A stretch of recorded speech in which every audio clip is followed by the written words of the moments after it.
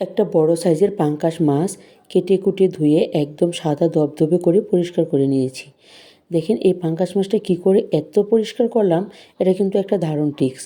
পাঙ্গাস মাছের উপরে যে কালো অংশটা, এটা আমি ছুলে ফেলে দিয়েছি। তারপরে মাছটা একদম সাদা দবদবে হয়ে গেছে।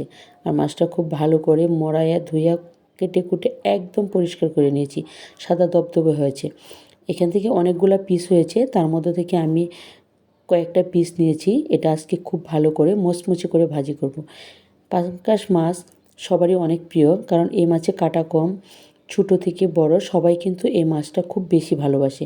আর এটা তো আমাদের ময়মনসিংহের একটি ঐতিহ্যবাহী খাবার, মুচমুচে পাঙ্গাস মাছের ভাজি। ছোটো থেকে বড় সবাই কিন্তু এই মাছ ভাজিটা খেতে পারবে যদি আমার এই রেসিপিটা ফলো করে আপনি পাঙ্গাস মাছটা ভাজি করেন। সবাই কিন্তু আমরা পাঙ্গাস মাছ ভাজি করতে জানি, কিন্তু অনেকেই জানে না কিভাবে এত মজার পাঙ্গাস মাছ ভাজি করতে হয়।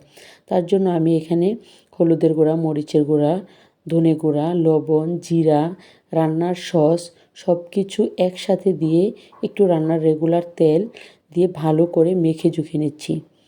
আর এখানে কিন্তু সব ধরনের মশলা অবশ্যই অ্যাড করবেন, কারণ সব ধরনের মশলা যদি অ্যাড করেন পাঙ্গাস মাছের কিন্তু গন্ধটা থাকবে না। পাঙ্গাস মাছের একটা গন্ধ থাকে, আলাদা একটা গন্ধ, অনেকেই খেতে পারে না।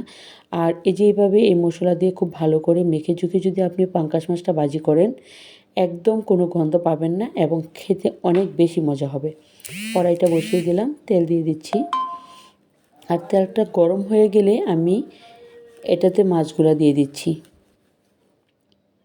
আর মাছগুলো এমনভাবে ভাজবো একদম মুচমুচে করে, আর এটা খেতে কিন্তু ভীষণ মজা হয়। গরম ভাতের সাথে এই পাঙ্গাস মাছের ভাজি খেতে তো ভীষণ মজা। ছোটো বাচ্চাদেরকেও এভাবে পাঙ্গাস মাছ ভাজি করে খাওয়াতে পারেন, আর বৃদ্ধরাও তো খেতে পারবে। আর আমরা যারা আছি ইয়ং বয়সী, তারা তো ভীষণ পছন্দ করি এই পাঙ্গাস মাছের ভাজিটা। অবশ্যই মুচমুচে করে ভাজি করবেন। আর মাছ ভাজি যত মুচমুচে হয় খেতে কিন্তু ভীষণ ভালো লাগে।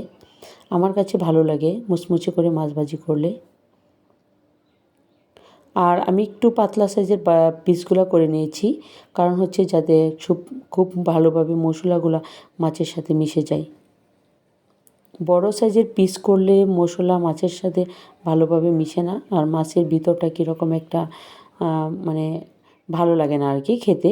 তার জন্য আমি মুচমুচে করে ভেজে নিচ্ছি। একটু পাতলা সাইজের পিস করে নিয়েছিলাম। এই দেখেন আমার মাছগুলো একদম কত সুন্দর মুচমুচে হয়েছে। আর আমি একটু উল্টিয়ে পাল্টিয়ে দিচ্ছি।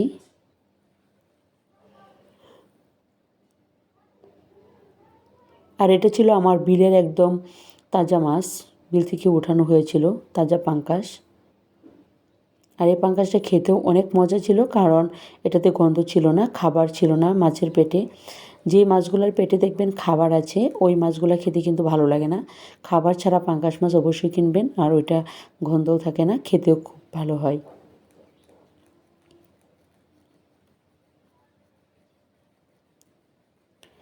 মাছটা আমার ভাজা হয়ে গেছে, আমি উঠিয়ে নিচ্ছি। এখন মাছের সাথে যে পেঁয়াজ ভাজবো সেটার জন্য আমি তেল দিয়ে নিলাম, আর পেঁয়াজগুলো দিয়ে দিচ্ছি।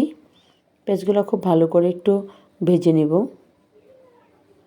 পেঁয়াজ, কাঁচামরিচ, অবশ্যই কাঁচামরিচ দিবেন, কারণ মাছের ভাজির সাথে কাঁচামরিচ দিলে ভালো একটা ফ্লেভার চলে আসে, আর খেতেও খুব ভালো লাগে।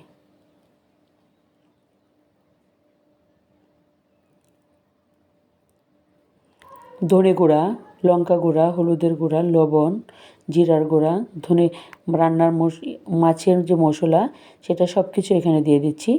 দেওয়ার পরে এটা পেঁয়াজের সাথে খুব ভালো করে একটু ভেজে নেব।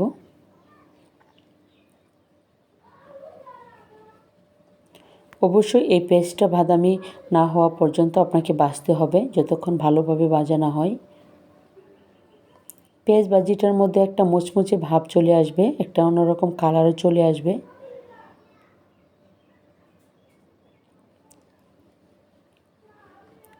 এই দেখেন আমার পেঁয়াজ ভাজিটা কত সুন্দর একটা কালার চলে এসেছে। আর এখানে আমি মাছগুলো দিয়ে দিচ্ছি। মাছগুলোকে উল্টিয়ে পাল্টিয়ে খুব ভালো করে ভেজে নিব, পেঁয়াজ আর মাছ একসাথে।